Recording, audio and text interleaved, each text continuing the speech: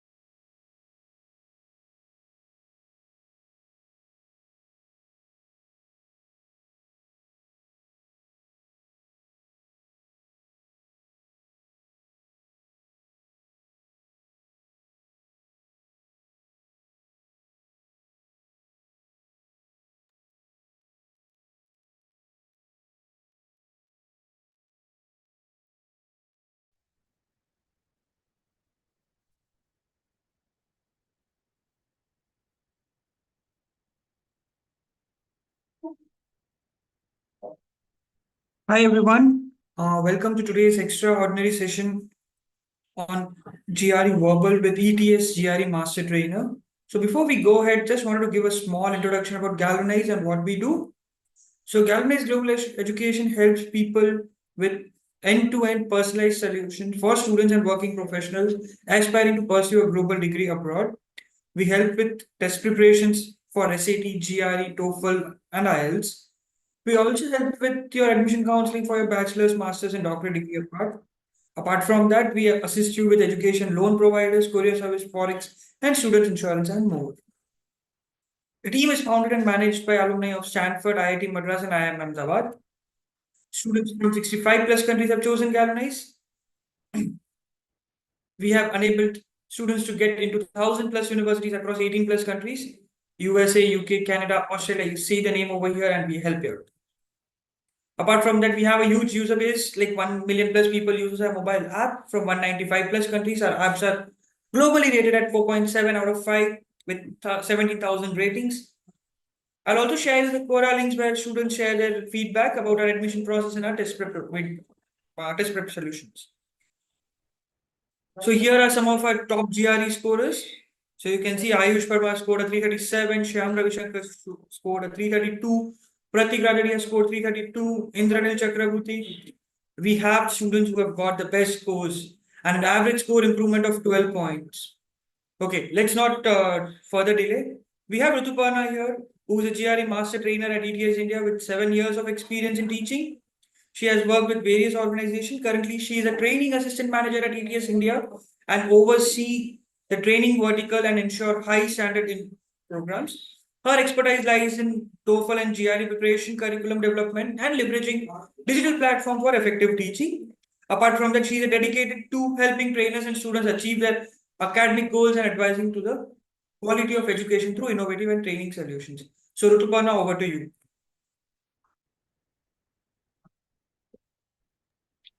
Thank you. Hi, everyone. Good evening. My name is Rutu Parna, and I represent ETS India as Training Assistant Manager.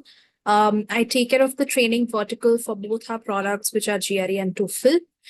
Today, however, we are going to talk about the GRE General Test. I'll give you an overview, and we'll also talk about some common mistakes that most test takers make in the GRE General Test, which you must avoid to be able to better answer the questions, right? And I'll show you how to answer the questions effectively as well.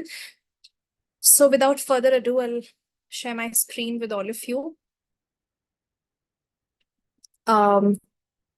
Great. I'll just give you the overview first for those of you who may not have an idea about, the test structure of the GRE. So the GRE used to be a very long test in the past, but from September 2023, we have undergone a huge modification.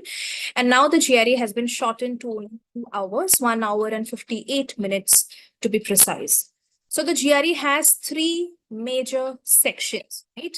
Now, the first one is called the Analytical Writing Assessment section, which is always the first section in the GRE General Test. In this section, the test taker will be required to write an essay, which is going to be an analyze an issue essay. And the time allotted for this section is 30 minutes. I'll tell you how to bifurcate these 30 minutes and how to, be more effective in the AWS section. Now, next up, we have the verbal reasoning section and quantitative reasoning sections, under which you'll have to write two sections each. The number of questions in both these sections remain the same, right? So section 1 contains 12 questions and section 2 contains 15 questions, and it's also the same for quantitative reasoning as well. Although what differs is the time that is allotted for both verbal and quantitative reasoning sections. So for verbal, you get 18 minutes to finish the first section, which has 12 questions, and you get 23 minutes to finish the second section containing 15 questions. However, in quantitative reasoning, you get a little bit of extra time than what you get in verbal. So in quantitative reasoning section 1, you get 21 minutes to finish the same number of questions, that is 12. And you get 26 minutes to finish 15 questions in the second section as well. Now, understanding the timing is obviously important for any test taker, so that you understand how to pace through a particular section, which questions require less time, which questions require a little bit more time, right? And a little bit more analyzing. So I'll talk about all of that. There's just one basic expectation: try to keep the session engaging. Ask me any and every question that you may have, and I'll try to answer all of them. If you talk more about the GRE, then you know that the GRE is a section level adaptive test, right? What that means is how you perform in the first section basically defines what kind of a section you will get next.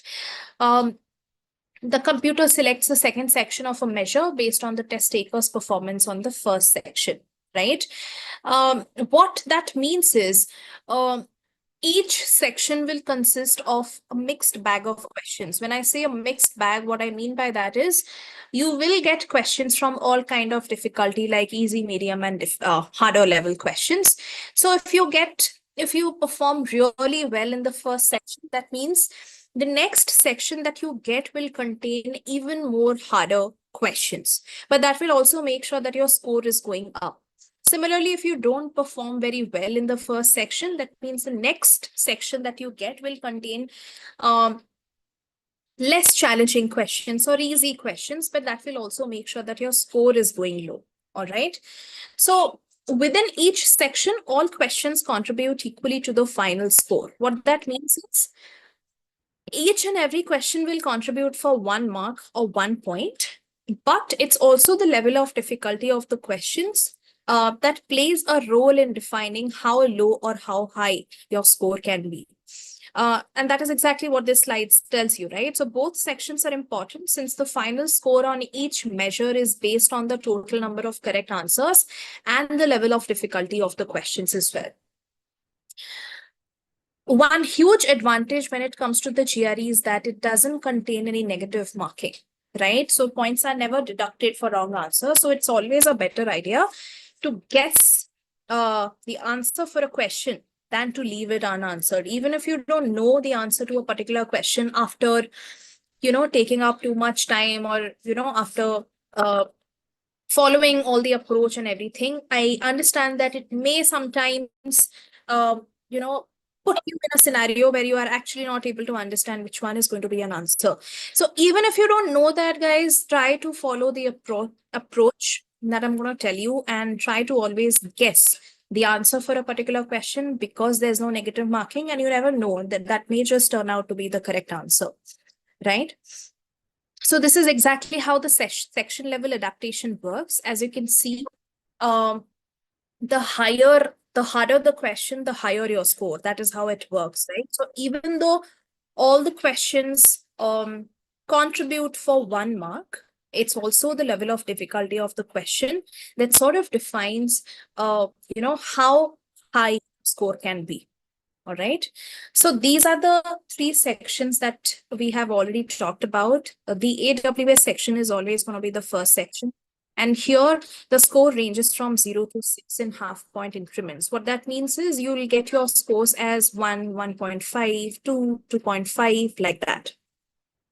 4 is what's considered as a good score in the AWS section. Anything above 4 is considered great. So basically the scoring is divided into 2 halves, right? Any essay that, has a 4 score or anything above that will basically demonstrate what has been done well in the essay. And any essay that scores a 3 or anything below that will basically demonstrate what has not been done well in the essay or what all the essay is lacking in. All right. Now, remember that the score for AWS section is not included in the actual score of GRE, which is 340. What combines or what comprises of that score are 2 sections, and that is verbal reasoning and quantitative reasoning, both of which individually range from 130 to 170 in 1 point increments. So 1 point increment means each question is worth 1 mark. Now, I'll take you through the analytical writing assessment section. Considering it is always the first section in GRE, I'll tell you exactly what you need to do in the analytical writing section and what are the things that you always should avoid, right? Now, let's first understand what does the task require from you. So it presents a brief quotation that states or implies an issue of general interest and specific instructions on how to respond to that issue. It requires the test taker to analyze the issue and, develop an argument with reasons and examples to support that position. You will have a total of 30 minutes to compose your response. And you will have to type your response. Remember that the GRE is always a computer adaptive test. So you will always have to type your response. and a response to an issue other than the one assigned will receive a score of 0. So to simplify this topic, what this section requires from you is you will need to give your opinion on, a certain side or a certain a certain side of the opinion that the question will present to you. And the thing that you need to keep in mind is that you need to choose a particular side and stick to it, right? In any kind of opinion-based tasks, right? That means your stance on the position should be made very, very clear to the grader. That means anybody who reads your essay should get a clear understanding of what is the side the test taker has chosen. Now, in any kind of opinion-based task, what's important? Examples are very, very important. Without examples, your opinion will never be a convincing opinion, right? Now, you need to brainstorm 3 examples, right? How do we actually do that? How to actually make sure, or how to actually decide which side of the topic or which side of the opinion are we supposed to choose?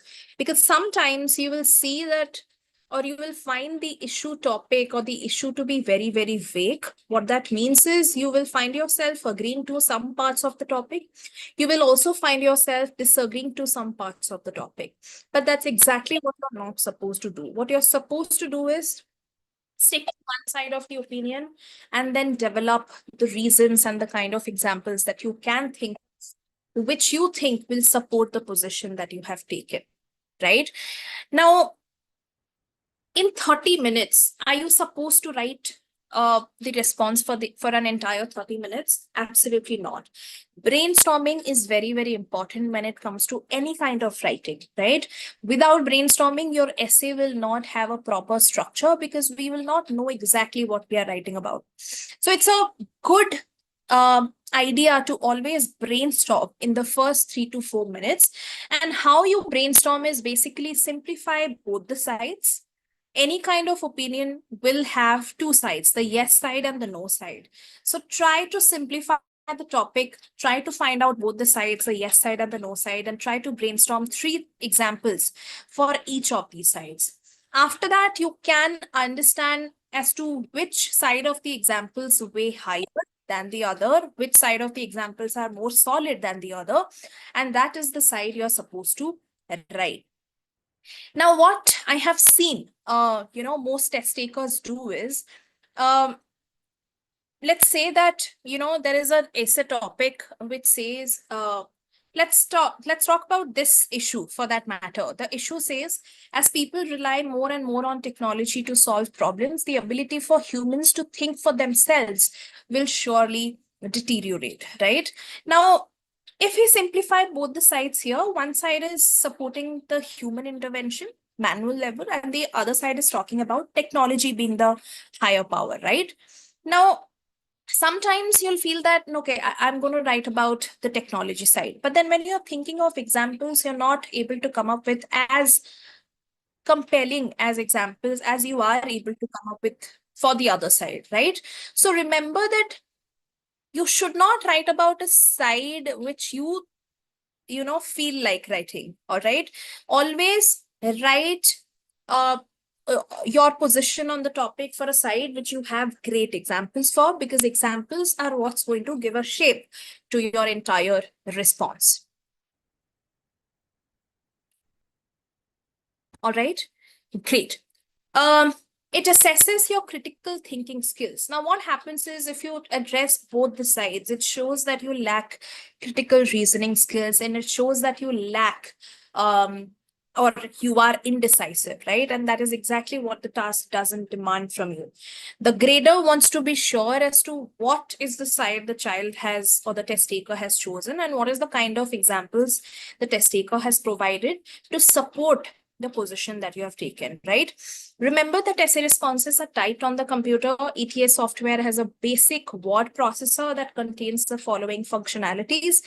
You will get certain tools like insert text, delete text, cut and paste, and undo the previous action. Now, many test takers, what they do is they just type the essay, right? After that, they forget about proofreading the essay, right? Can you tell me what proofreading means? Any idea?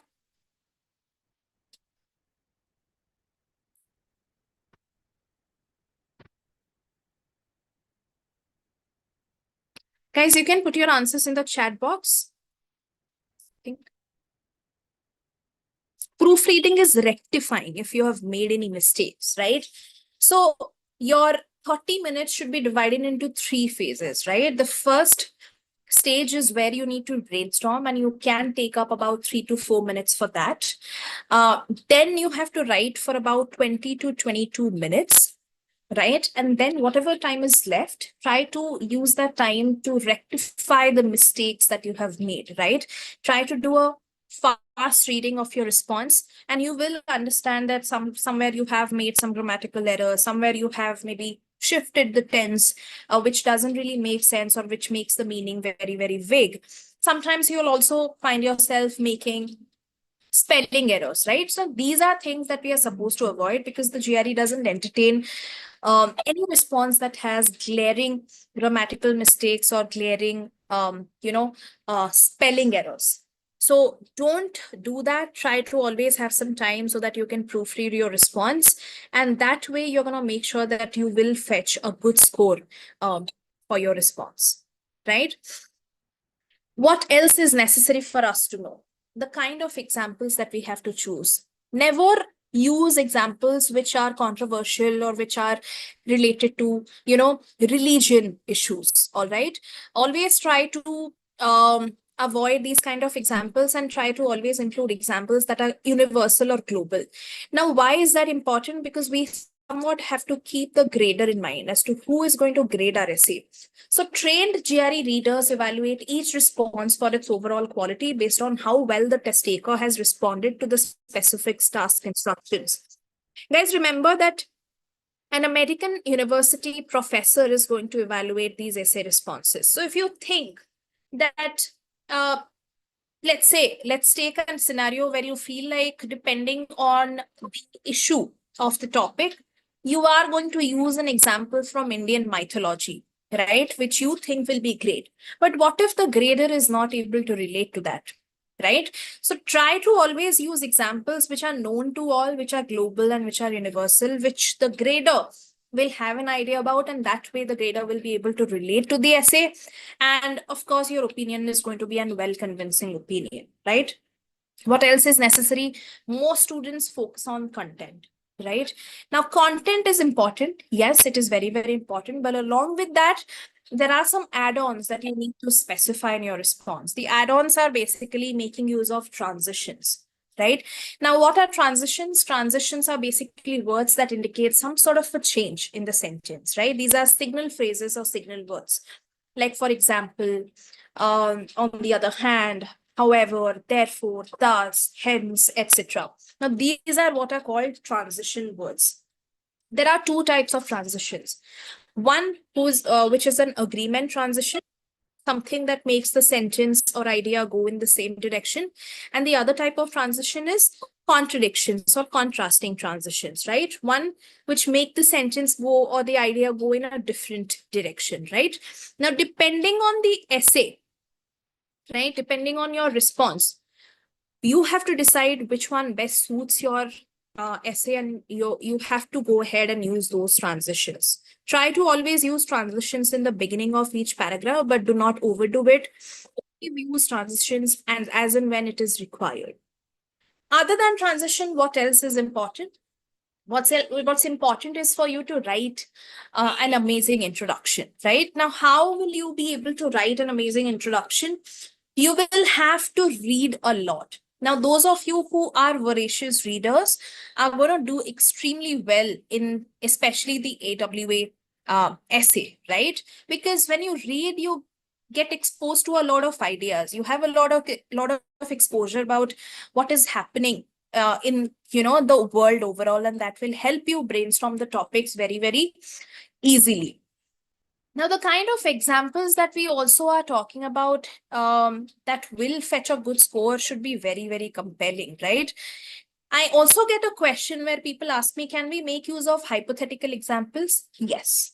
You can make hypothetical examples, but you have to make sure that it makes sense in the context. Just because you have to write anything hypothetical doesn't mean that you're going to write anything random, right? So make sense. It should make sense in the context, even if you're putting some kind of data or statistics. Those also need to be relatable in the context of your response, right? Organization is key. Any kind of essay will have a basic structure where it has an introduction, it has a conclusion, and in between it has body paragraphs. So guys, remember that you have to come up with at least 3 examples which will make up for one body paragraph.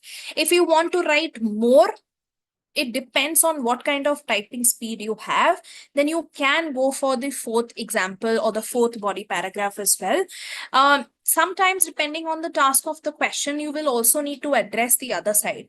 But when you do address the other side, make sure that you are being brief about it. You're not going into the details of it. You're just briefly stating as to why the other side does not work for you. So all in all, we are talking about a basic structure which has five paragraphs. Introduction first, then you have 3 body paragraphs, which is a bare minimum, and then the last paragraph is going to be a conclusion. Something else that you should know is an introduction needs to be well built up, right? Make sure that your stance on the topic is very clear in the introduction itself. And always make sure that your conclusion is shorter than an introduction, because that is how it's supposed to be. So the idea is that anybody who reads your conclusion should get an idea about what all the essay addresses, right? Or what are the kind of examples the essay or the body paragraph addresses to. And that is exactly what we are supposed to do, right? Something else which is very important for all GRE test takers is to know that it's important to use good vocabulary in the AWA section. Now, what do I mean when I say a good vocabulary? You know that the verbal reasoning section tests you on 2 kind of questions. Questions which are based on passages, and other questions which are based on vocabulary or which are related to vocabulary. That requires you to know the meaning of a lot of words, right? And how to use these words contextually. So when you go ahead and use the same words that you have learned for the actual verbal section, if you go ahead and use the same words in your AWA response, it shows how well prepared you are for the GRE holistically and not just for the verbal reasoning section of the GRE, right? Now, for example, you can, if I give you the example of what using good vocabulary means, right? I say that, there is a proliferation for housing in the city of Bangalore, and another test taker has written the same sentence as there is an increasing demand for housing in the city of Bangalore. Now, both of these sentences mean the same thing. But the first one, of course, sounds better, and it is apt when we are talking about GRE as a test subject, because that is what we expect from you. Not that the other test taker will not get any good mark. The other test taker can get a 4, whereas this test taker can get a 6. This is just a simple example of what using good vocabulary, does, or how it fetches you a good score. All right. Now, make sure that whatever examples you choose are substantial to the position you have taken. If the examples doesn't make any sense with the position or the opinion that you have taken, then it will never fetch a good score. So make sure that you come up with compelling examples, relevant examples, and cogent examples for any kind of opinion that you take. And remember that in any kind of opinion-based task, there is nothing called a bad side or a bad opinion. It's all about taking your opinion and strengthening your opinion to basically convince the grader that this is what I think is true and here are the reasons for it. That is exactly what you're doing, right? Now, that being said, apart from all that, what's also necessary is to have an amazing control over the elements of standard written English, which is mechanics, usage, vocabulary, grammar, and everything of that sort. Grammar has to be great. Now, here and there, if you make minor little mistakes if your response has some minor lapses, it's gonna be fine. It's gonna be overlooked. But the GRE only entertains very few minor lapses, not many. All right. So make sure that the number of errors that you make are very, very less, and only then you're going to make sure that your essay will fetch a good score. All right. So I have already told you about the scoring, and I've made you understand how the scoring works. 4, 5, 6 are considered upper half scores, and 1, 2, 3 are considered lower half scores, right? Now, the upper half scores are all described in terms of what is done well, and the lower half scores are all notable for what is lacking in the essay. Something else that I want to talk about is the length of the essay. This is a question that I get mostly from test takers, that what is the ideal length for a GRE essay? Although there is no said word limit from the ETS test development team for the AWA essay, what we have seen is if you write a good length essay, when I say a good length, I mean somewhat about 500 to 600 words. Again, not only the length, but also if the content and the kind of examples and everything else that we have talked about, if everything is maintained, then your response will definitely fetch a good score. However, if you end up writing a very short essay of about 200, 300, 350 words, then it will not fetch a very good score. It may fetch a 4, but it will never move up to the level of a score 6. All right. So when approaching each task, the test taker should spend a few minutes thinking about the topic and the specific directions and planning and response. Pay very close attention to the specific task directions. Support your position on the issue with reasons and examples which are drawn from areas, from it can be personal experience, it can be any kind of readings that you have done or any kind of observations, or it can be from any kind of academic studies. And you can also make of hypothetical examples, as we have said.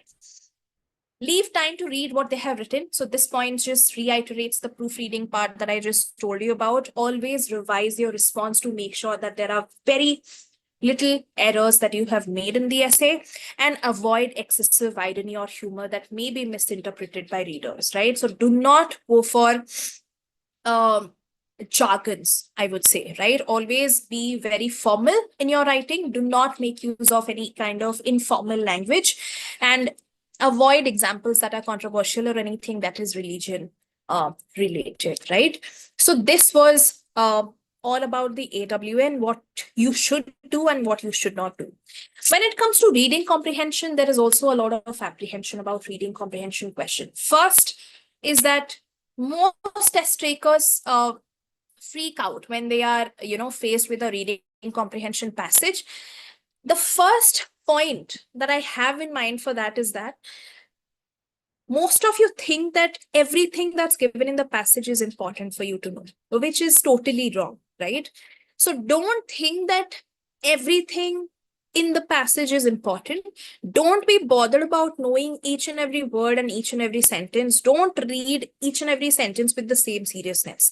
When you deal with a passage, always try to find out what is the most important sentence that I can take from this paragraph or from this entire passage, depending on the length of the passage. If a reading comprehension passage has, let's say, 3 paragraphs, deal with one paragraph at a time and then try to come up with the most important sentence, or something that we very popularly call as the key sentence. All right.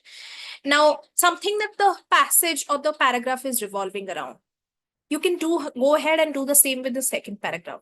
Now, once you're done with the entire passage, you can just put together those 3 sentences, and that will be the gist of the passage, right?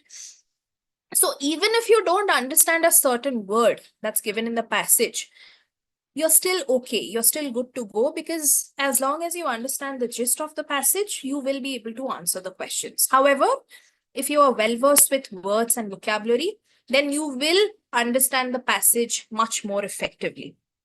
All right. So exactly what I told you, subject matter knowledge is not needed to answer the questions. Even with unfamiliar material, with a little work, these questions can be answered, because these questions follow a certain structure, right? Now, any kind of reading happens in 3 stages, right? First, you read for basic comprehension, right? What is this passage all about? Something that addresses to the passage as a whole. So never choose an answer choice for a main idea question which is very specific in nature, because any answer choice that is too specific will never be the answer for a main idea question or a gist question. Similarly, when you're trying to find out the answer for a specific purpose question, try to look for an answer which is very specific in nature and not very inclusive in nature, right? So a main idea question requires a generic answer, and a specific purpose question requires a specific answer. Now, it depends on the question as to what kind of reading skill do you need to approach that question with, whether you need to skim the passage, or you need to scan through the passage, or you need to look at specific details that are given at specific places in the passage, right? When it comes to GRE reading comprehension passages, it's always a good idea to go from the passage to the questions and not the vice versa. I have seen many test takers telling me that, ma'am, we find all the answers to be the correct answers. We don't know which one to choose as the correct answer. We don't know how to filter out. Now, I'll tell you why that happens. That happens because you're coming from the question to the passage. First, you're looking at the question and you're trying to find out some keywords which are there in the passage. So even if you will find an answer choice which has certain keywords, does not necessarily mean that it's answering your question, right?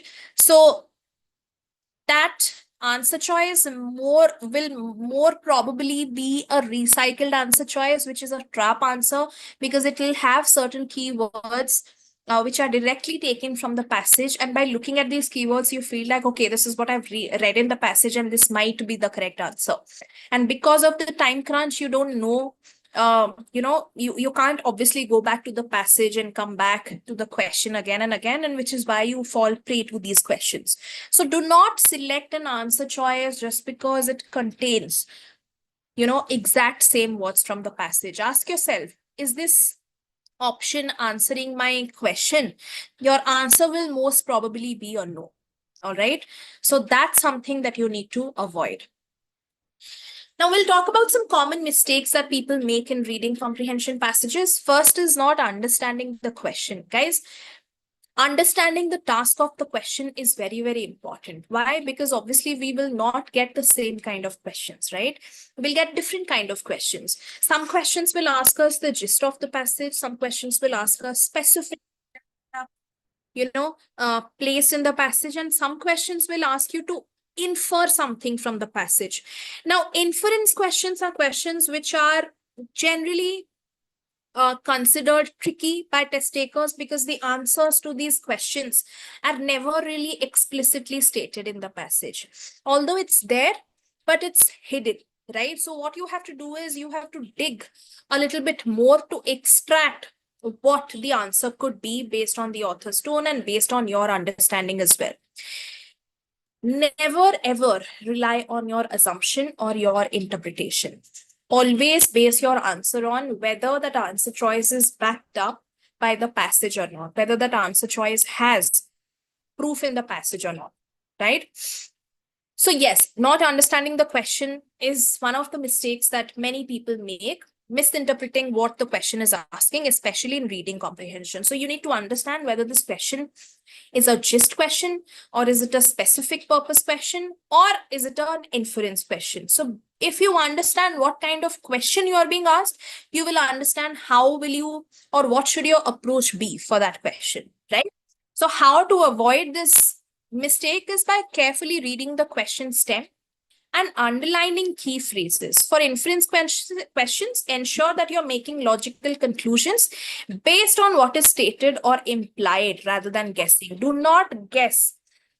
Do not go beyond the scope of the passage and try to guess an answer choice which doesn't have any kind of support in the passage. Always know that your correct answer choice will have proof in the passage. If it doesn't have proof, then it can't be the correct answer. Second, neglecting to read all answer choices. Many a times you'll see that you're very fast in answering your question. And why will that happen? Because most of the answer choices will be recycled answers, which will contain certain words from the passage which you will fall for. So once that happens, you will not feel like reading through the next options, but never do that. Always do the process of elimination with all the options, even if you think that you have already got your correct answer, right? What that means is, if I'm dealing through the options and let's say that option C is an option I think will be the answer. But should that stop me from reading the rest of the two options? Absolutely not. Always be 100% sure as to what you're answering, and that will only happen when you read all the options correctly. So try to eliminate all the irrelevant options by reading all the options that are there, and that will help you get more accuracy about the kind of answer choice that you're going to answer, right? So even if an answer choice looks right, review all choices to ensure that it's the best option. This is especially important in sentence equivalence where you need two answers to provide similar meanings, right? Now, overthinking inference questions. Guys, first of all, what is inference? Inference is basically any kind of conclusion. If I have to ask you a synonym for inference, it means conclusion, right? Now, why most people get inference questions wrong, or why most test takers feel that inference questions are hard, is because we tend to overthink a lot. If I tell you that,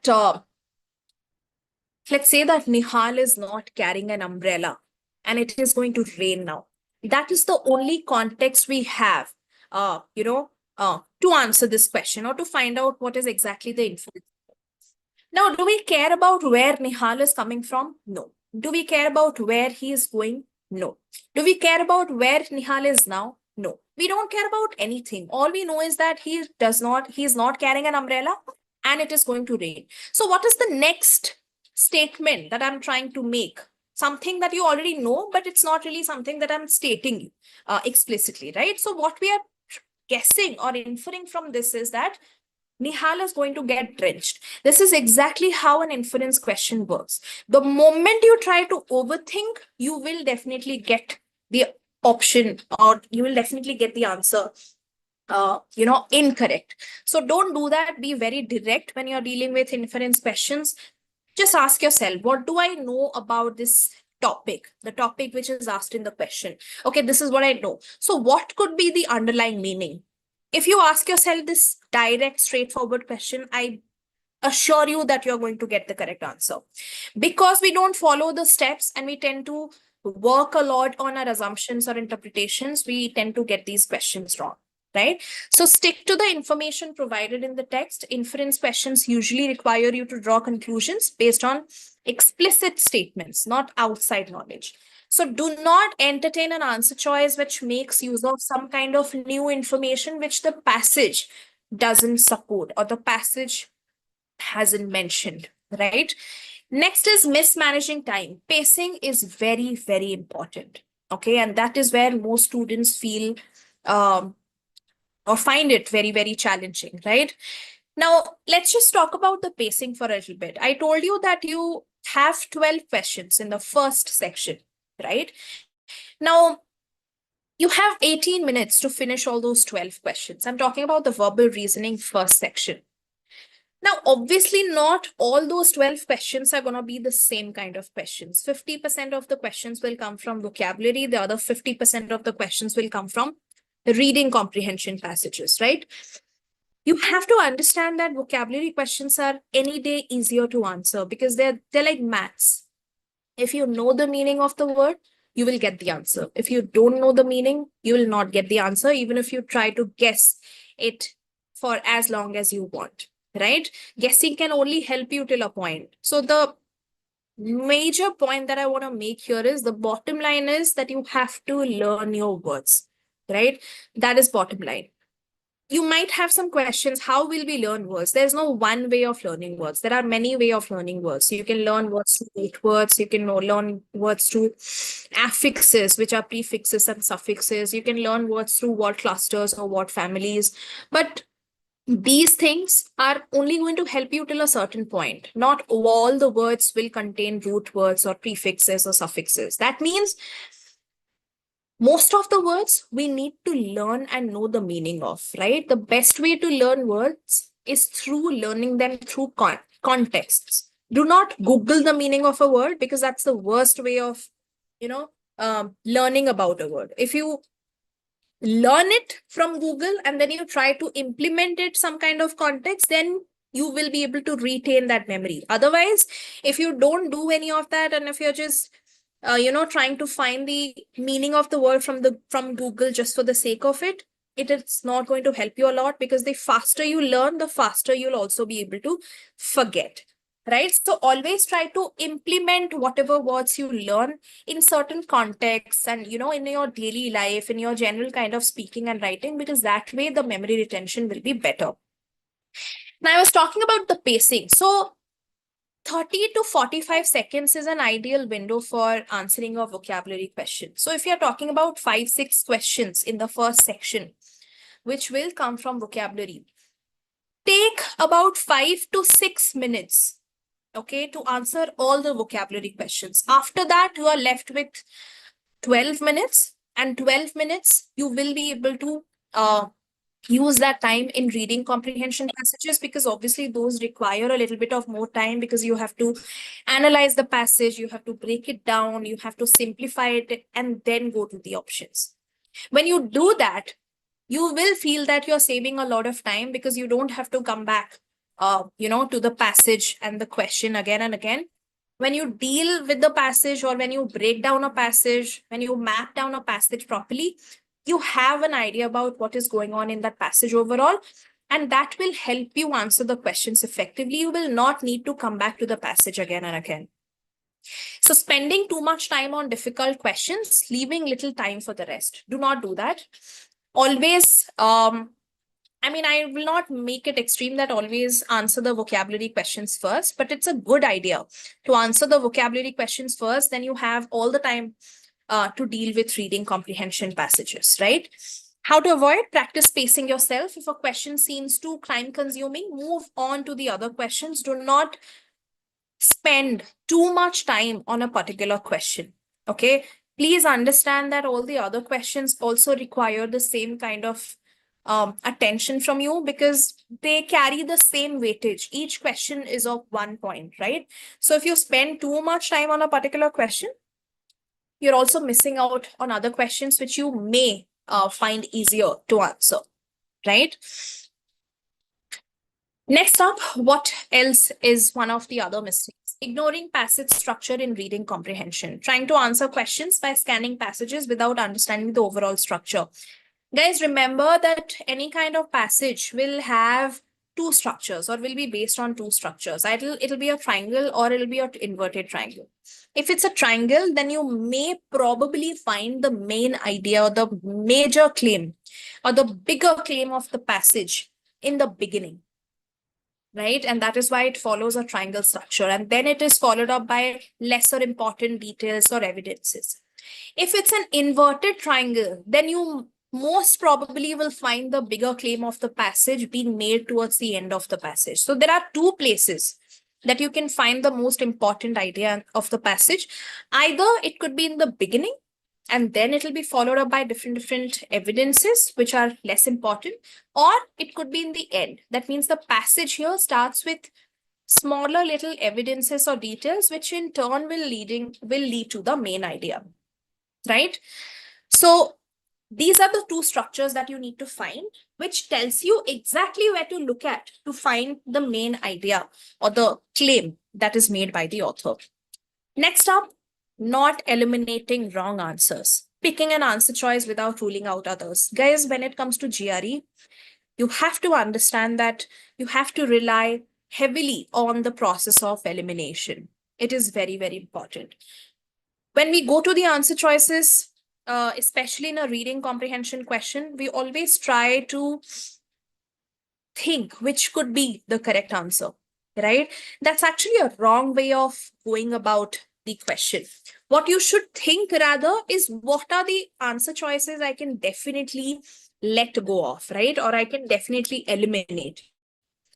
That way, you're making sure that your scope is becoming limited, and it's going to be easy for you to choose from 2 options rather than from 5 options, right? So always rely heavily and aggressively on eliminating answer choices. That will make your correct answer pop out, right? And it's going to be easy for you to find out an answer that way. So yes, develop a habit of eliminating obviously wrong answers first. Even if you're unsure, narrowing down options increases your chances of picking the right one. Rushing through short passages is one of the other mistakes that people make, assuming that shorter passages are easier and skimming them too quickly. Don't do that. Treat all passages with the same seriousness, right? Short passages often have dense information-packed sentences that require close reading. Like I said, look at 2 places, right? Most passages will start with a background information. Background information is never going to be the most important detail.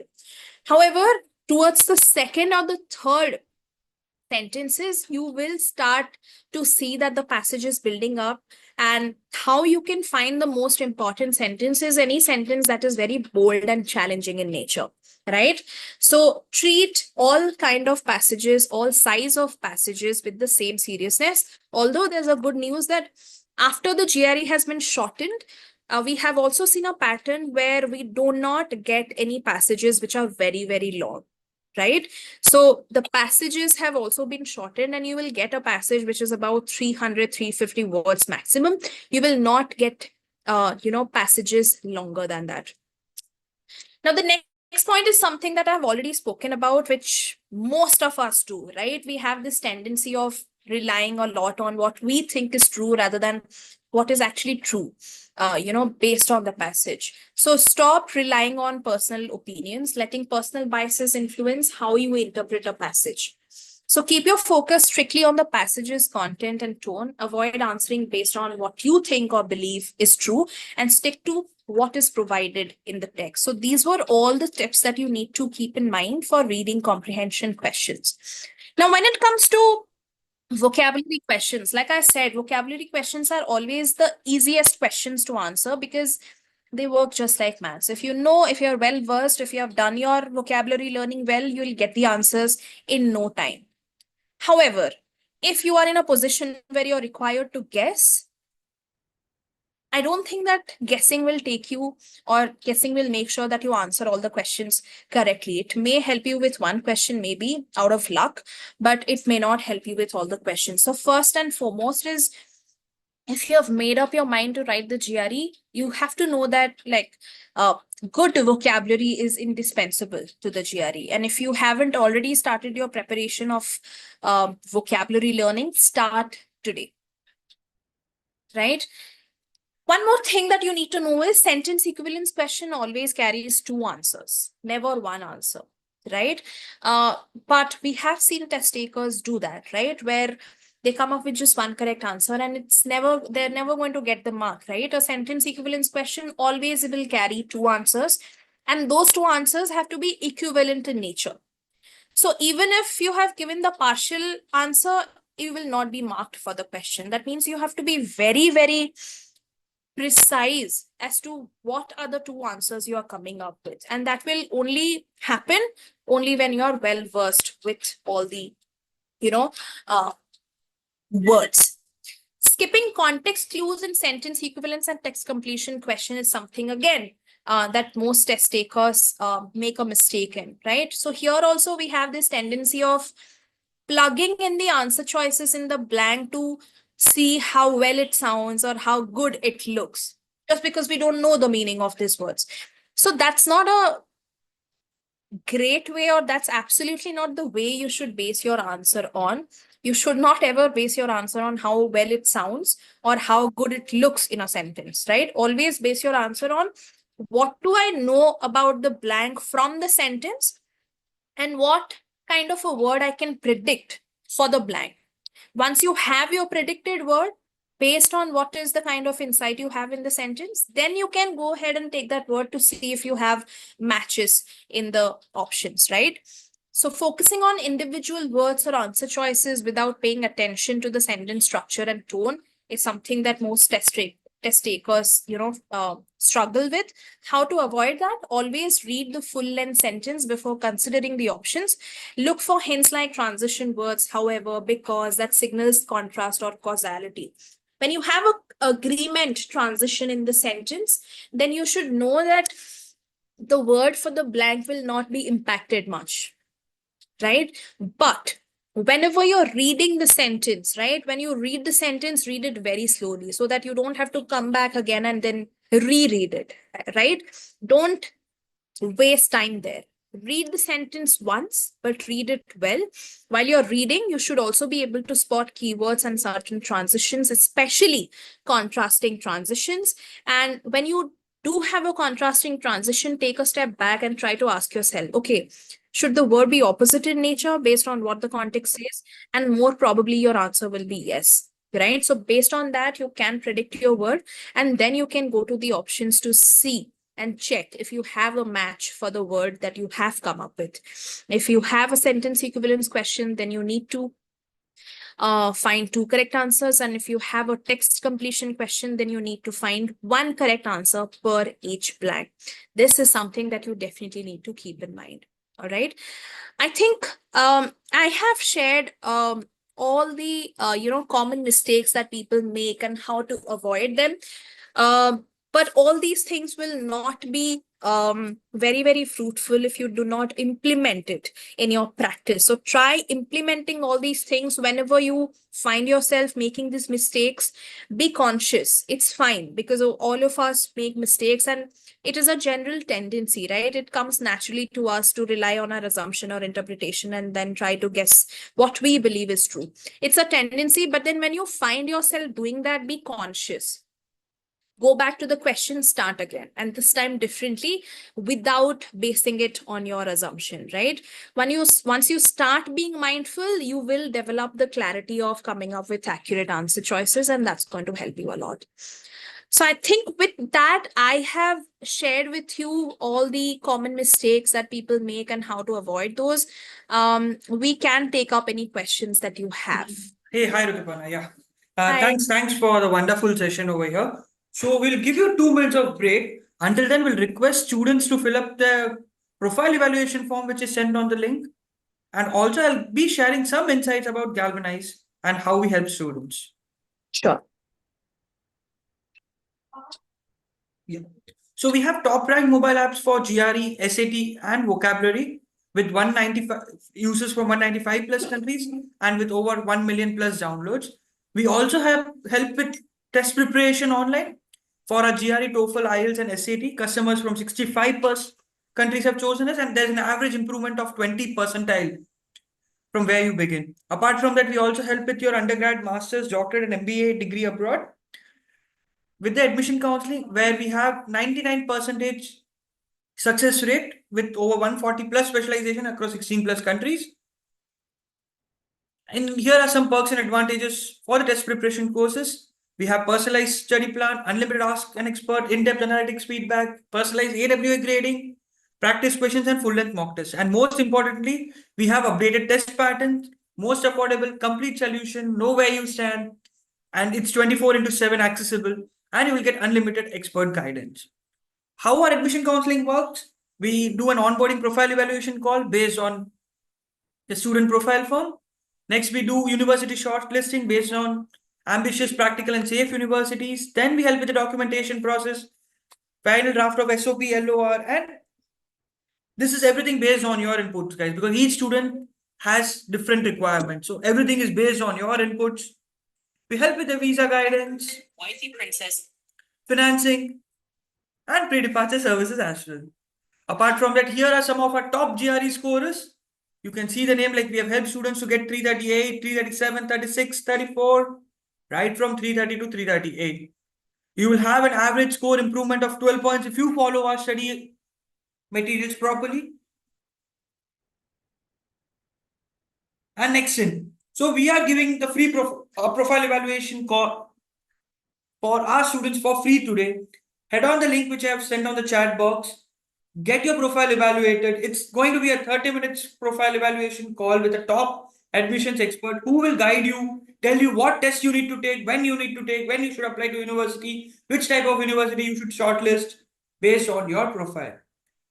So I'll just pause my screen over here. And if anyone has any questions, you guys can raise your hands so I can unmute you and Rutu Parna can answer it. Yeah, definitely.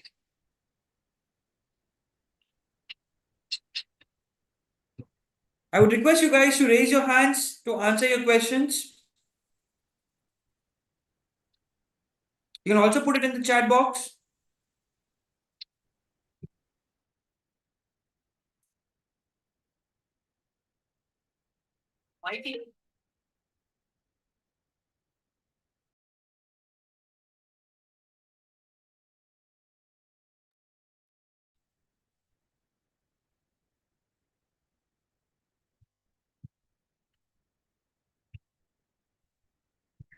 I can see Neeraj has raised his hand.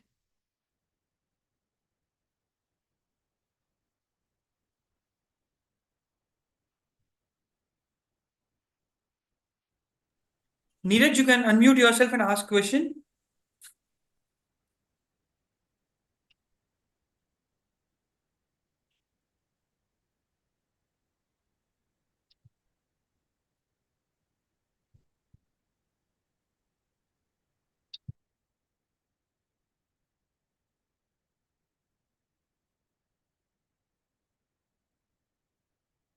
Guys, you can unmute and ask your questions.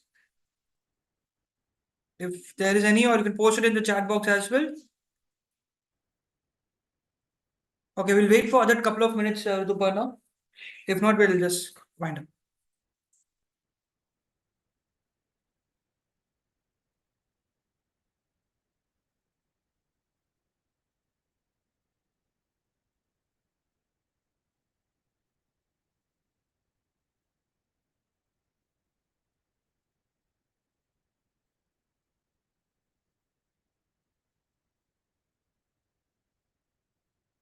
I hope everyone has filled the profile evaluation form and you will definitely be, it'll be useful for you guys.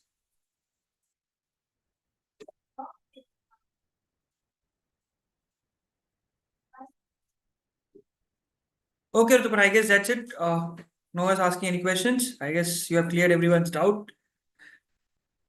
I think there's a question. I'll just answer that and then we can wind up. Yeah. So Neeraj is asking regarding the GRE AWA essay, would it be possible to have the paper-based essay test for the same instead of the computer-based test? Never. You will always have, GRE is always computer-based. It never has a paper edition. So you will always have to type your response. Okay, we have last 2 slots left for the profile evaluation. I request you could fill up the form and get your profile evaluated as soon as possible. Okay, let's wrap up the session then, Rutuparna. No one is asking any questions. So, All yeah, right. so before ending, I would like to give a couple of words to them.